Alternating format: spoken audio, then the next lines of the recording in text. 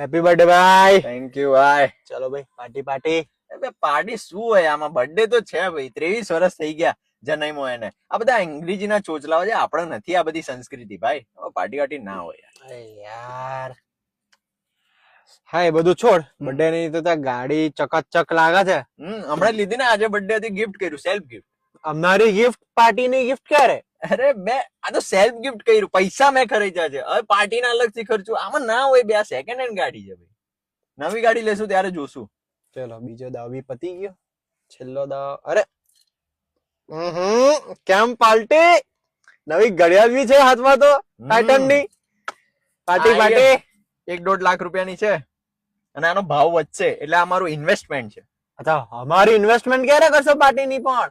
અરે પાર્ટી આમાં શું યાર, ઘડિયાળ તો છે, આમાં પાર્ટી હોય યાર. મને યાર સમજ નહીં પડતી.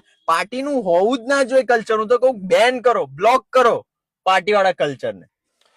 મમ્મી પપ્પાની એનિવર્સરી છે, હારું એમ નીકળું.